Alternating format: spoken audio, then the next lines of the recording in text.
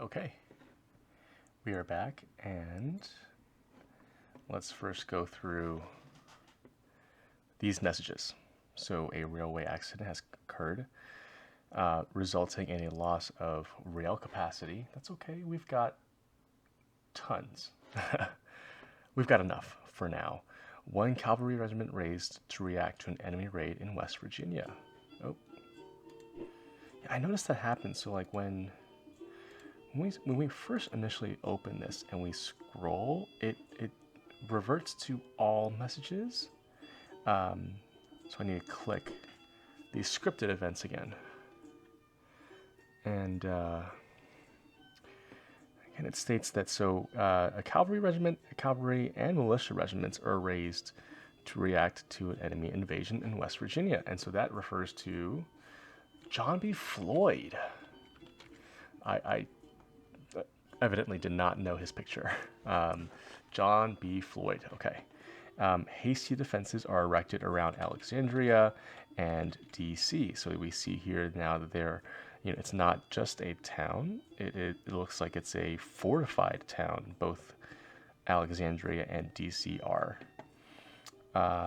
What else? The U.S. mobilizes another army north of the Shenandoah Valley, and that probably refers to these folks here. They are commanded by General Robert Patterson. He's a terrible general. He has a rating of 100, and he is overly cautious. So even worse than McClellan. But it is what it is, and he can move after one turn, so he can move next turn. And what we have to do with these troops is, I don't know. I mean, they're sort of so ineffectual. Maybe we move them to West Virginia and use them as a defending force here. Maybe that's the best course of action. Yeah, maybe. We'll see. We will see. Let me just combine these here, and they'll sit outside of Morgantown and defend it. Yeah, I do think probably the best thing to do is to move them to West Virginia and defend Morgantown. So I think, yes, I will do that. Okay. So those are the messages here. Let's see, movement messages. The Gulf Squadron was delayed. That's fine. Hamilton's detachment arrived in Fairfax, and they joined McDowell's army. Marines have arrived in Harper's Ferry, as have these other forces. They've joined up. Okay, all of these squadrons and boats have arrived and moved. Great. What's this again? Okay, ownership changes. We have started building a depot in Southern California. That is good. We've taken Harper's Ferry along with some supplies and ammunition. We've lost Dallas. That was something that was inevitable. And then all of these other changes out in modern Oklahoma. United States has decided to severely restrict the rights of citizens in Baltimore. Okay, in an attempt to calm the population down. So it looks like my attempt to suspend habeas corpus was successful in both those places. Great. And then again, more supplies from our shipping lanes. Let me just confirm that. So in Baltimore and in New York, they're still at 42 loyalty here. And in New York, they're at 80. In Queens, it is 75. What does that refer to then? What are you talking about? I mean, maybe that was sort of like a scripted event that happened. That's not in reference to anything that we've done, right? That just happens. Okay, that's fine. So we've got 100 conscripts. We definitely want more as we gear up for war. How's McDowell looking? still can't move, which makes perfect sense, and not in an ironic way. And you are continuing to build up your forces, which is fine. That is fine. Okay, and Hamilton's here.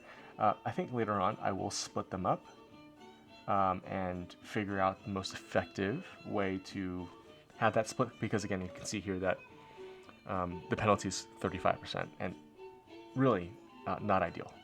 So we'll do that later. Let's scroll back out and start from the west. I think that that is a pattern that I will repeat over and over again. I like that. I like the ability to sort of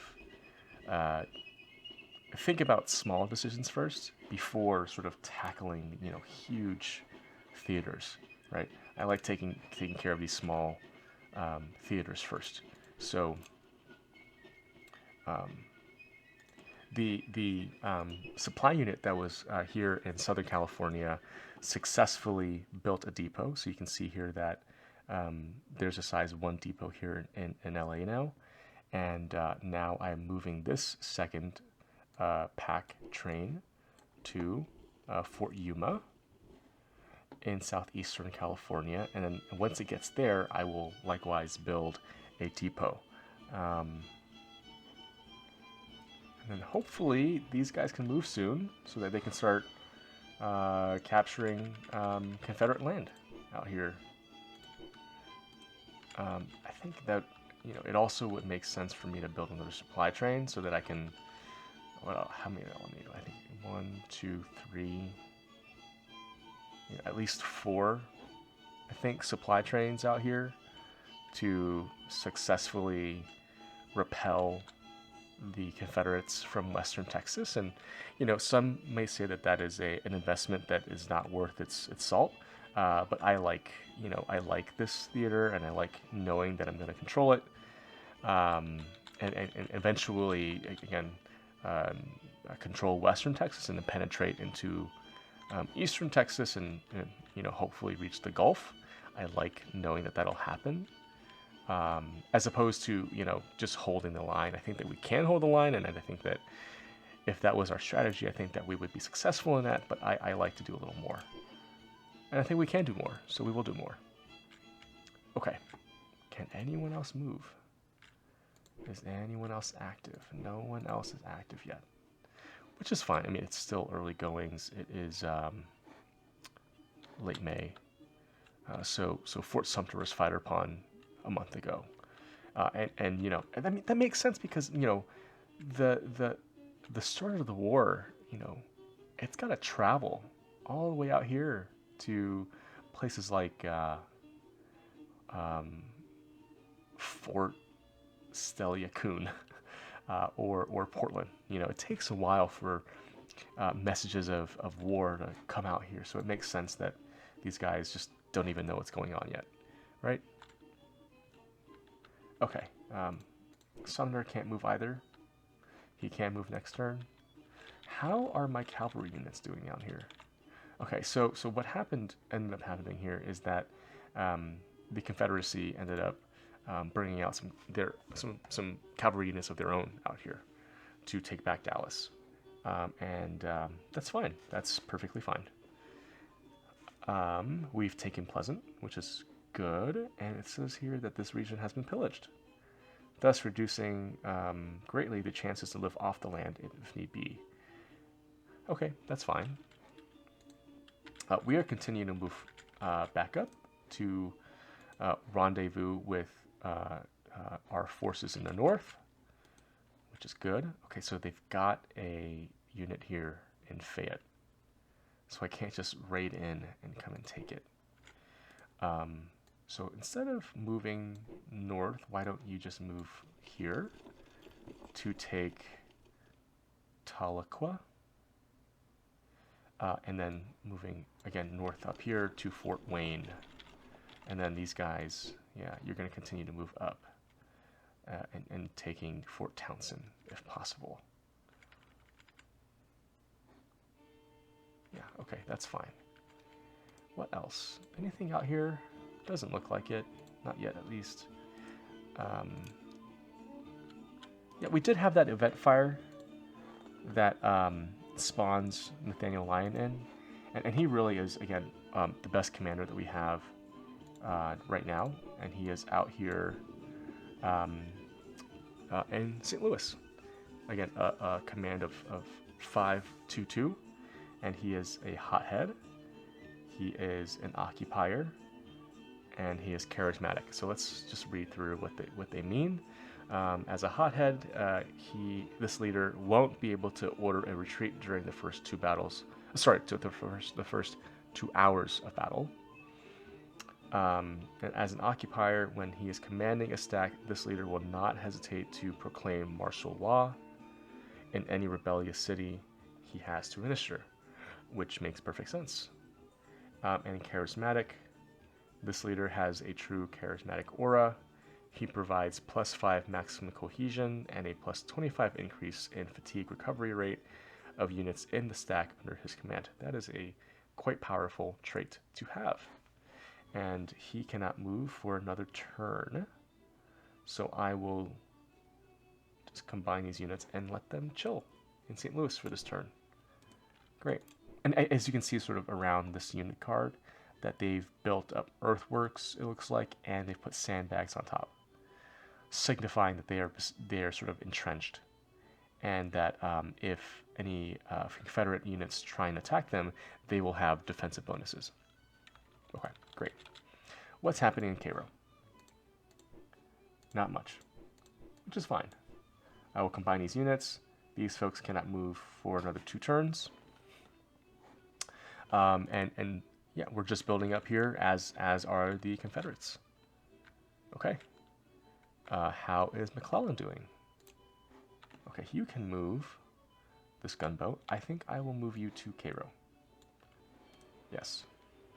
Because eventually, again, as we've talked about before already, we eventually want to come down the Tennessee River here and capture Forts Henry and Donelson, which would then permit us to freely move along this the Tennessee River, well, up to this point, and begin to cut any federal forces off that are in western Tennessee. And again, once we capture the fort, we can also move down to Cumberland and cut any troops off that are occupying parts of northern Tennessee and Kentucky. Okay. Great. So we don't have anything to do out here yet, right? Because these folks are still marshaling up. We've got McClellan here, who's still training up troops. So here we can see that, again, this first unit was trained, the 1st Ohio Volunteers. Now the 2nd Ohio Volunteers are all regular U.S. infantry. So they've got a lot of combat power. We've got 91 here and 86 here. So he's doing a great job training up these militia units and conscript units to be well-oiled fighting machines. What else?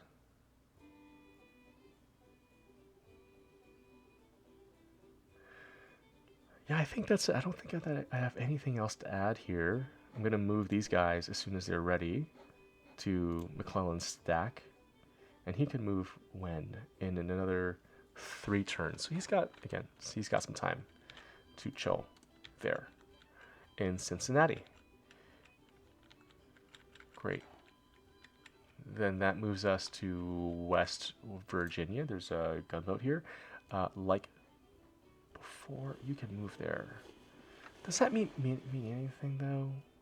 Because I don't know that you will use the river to navigate up. I think that your priority is to capture Morgantown, John B. Floyd. So I will not move this gunboat down. I will move them all the way down to Cairo, so we can meet up here. There you go. It'll take 24 days to do so. but important to do so because we want enough naval units down there to either conduct naval actions or blockades of parts of the river being the Mississippi River, and its tributaries. Great. Okay, you actually can move. Do I want you to move? I don't think I do. I think I want you to stay put and defend Morgantown. Yes, I do. Okay, I think we already sort of discussed Milroy. Yeah, destroy depot, destroy rail. I don't want to do those things. I want to keep Harper's Ferry as an important strategic town to be in control of. And yes, I want you to defend, but not, not very much. If you're being pushed back, then I'm fine with him being pushed back. Okay, then we are back to this unit here in Alexandria.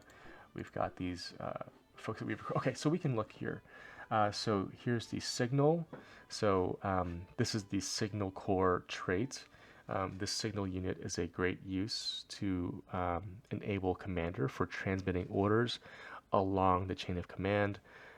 There's +1 to command point and an additional +1 per ability level to the stack it is in. The medical service, this element is a medical service company able to provide healthcare even on the battlefield. This gives a +15 to the cohesion recovery rate of all other elements in the stack. Okay, so I was wrong earlier, which is fine. So that medical company would increase the rate of recovery of this blue bar and not the red bar, just the blue bar. But that's great. It's really important to the combat power of any unit. Great. And what is special about the HQ unit that no other support unit has is this trait here, which is called Training Master. This leader provides 1 experience point every turn to all units in the stack he is in by drilling them. So this is another way in which we can improve the experience level of the troops that we have that this HQ unit support unit is in. It's almost as good as the training officer trait that McClellan has. He training officer. He trains them up automatically from conscript or militia to regular army unit. And I guess in this case, for the support unit, they will do so over time, over a period of time. How much time? I have no idea. So let me combine this unit and then combine these 2 support units. Oh, yes, and the engineer. What do they do? So this element reduces the time needed to get new entrenchment levels by 35%. That is incredibly important. As we said before, our strategy for the Union for the first year, maybe 2 years, is to be on the defensive, and the quicker that we can have our folks entrench and have the Confederates try and pry us out of those entrenchments, the better. So this is good. As soon as they are ready, I think this is 83 days. This is 51 days. So that's over a month and a half. So nearly 3 turns to sort of raise up. Once they are ready, I will move them to McDowell's command so that he can get that support. We can move these guys out. I think I'll do that then. I think I will move y'all to McDowell's unit and I will rail you over. Great. Yeah, and again, as these units become available to use, I will move them. Oh, here's some more engineers. Okay, great. I probably didn't need these guys, but I'll just send them to the Shenandoah after they are ready. No harm done at all. Okay, so we've got another unit of some conscripts. What do I do with them? I've got these guys training up. That's fine. What do I do with them? Well, okay, I think I'll bring them to Milroy's unit, right? Because he needs some more support. He's only got a Marine unit and a Cavalry unit. Yeah. Okay, yeah, let's stick with that. Here's my battery. Here are some volunteers that I can't use yet. Okay. Anything going on? Not really. I can't move anything. I can move these guys. And so, let's do so. I will rail them down to Milroy. Again, it'll take 10 turns. That's fine. Or sorry, 10 days rather. 10 days. That's fine. Ships cannot move out of Boston. Ships cannot move out of New York yet. How about these ships down here? Nothing going on. Nothing going on. Nothing going on. If I wanted to attack these ships, let me see if I can do that. I will put them in an offensive posture and see about getting them to attack these Confederate ships. And we'll see what happens. I know that we also have transports in Annapolis. How are they doing? They are still forming up. That's fine. Okay, and recruit is up to 91. Well, I think we were higher before, actually. So I don't know how Banks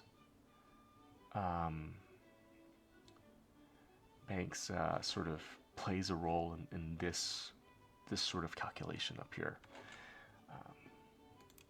Okay, we're gonna move on. Okay, cannot move anything there. I know that we're waiting for the other ship here, for the ship in Fort Pickens. And these guys have arrived. You are a steam frigate, so you should join either one. Either one works. And you know what? I will put you in an offensive posture. Can you put? Yeah, you can all be put in offensive postures, and we will attempt to drive this Confederate boat out of this zone.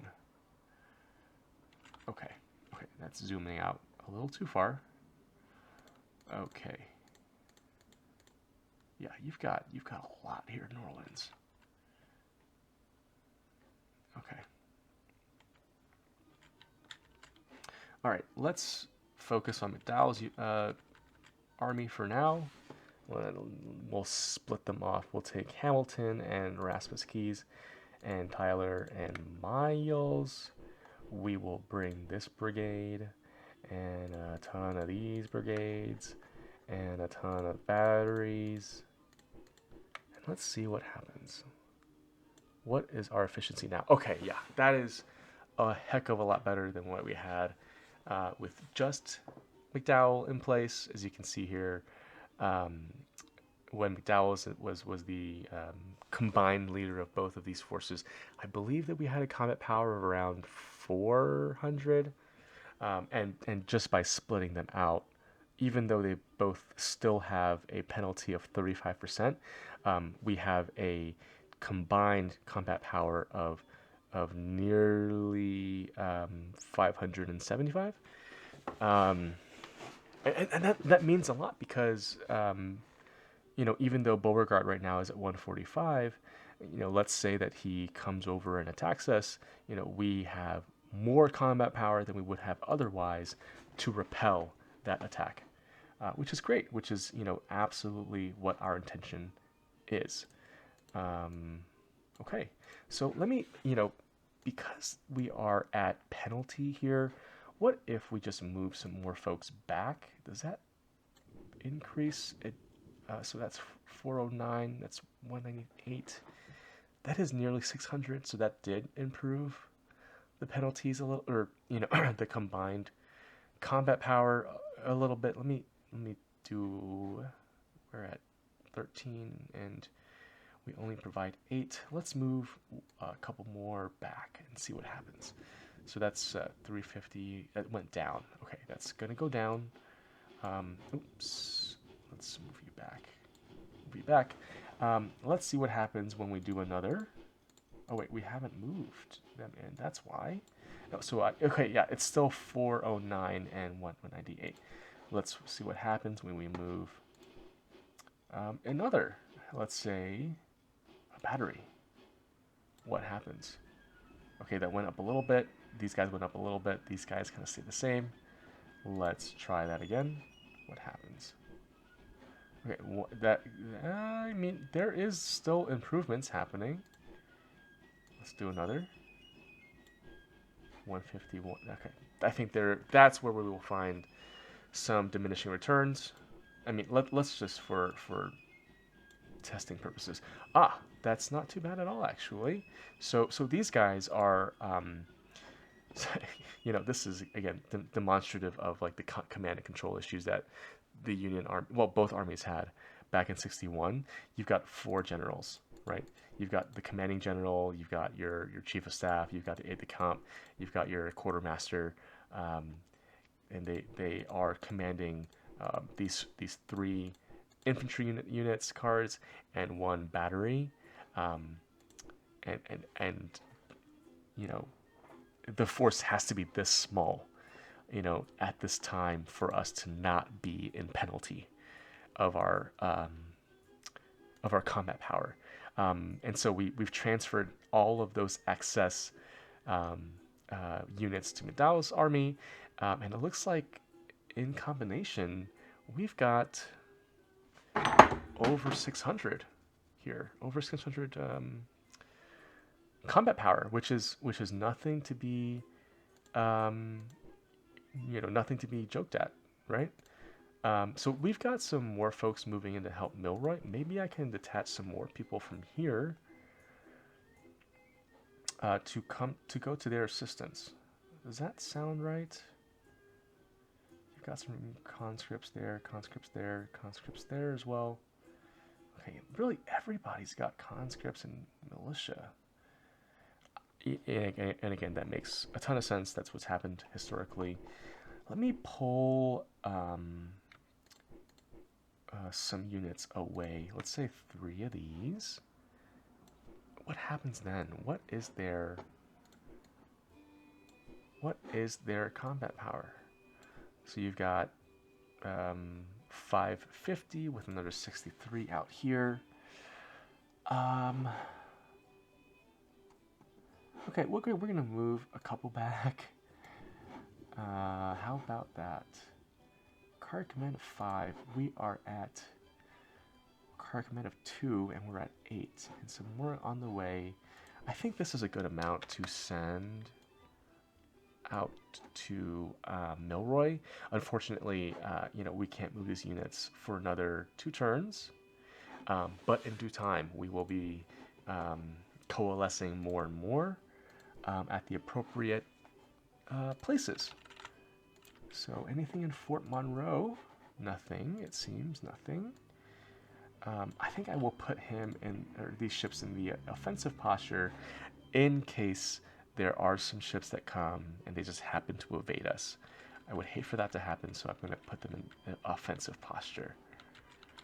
And I think that's it. I think that now we look at these screens up here. Any decisions to be made? Yes, we've got some more habeas corpus. Where can we put them? What city is this? Oh no, I mean, you've got a loyalty of 72. This is Wilmington, Baltimore. Fortunately, Philly is pretty loyal. You've got 88. 40%, 42%. Where do you go? You've got 3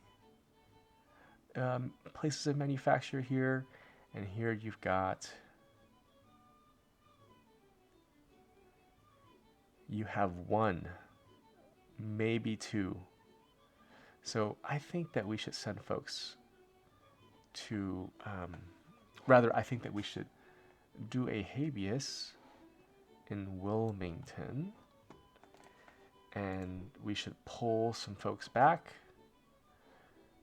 so that we can reassess what is happening and who needs to do what. Right? I think that's what our goal is. Okay, yeah.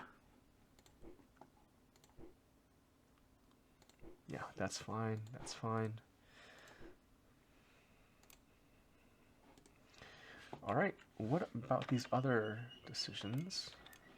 Print money, offer concessions.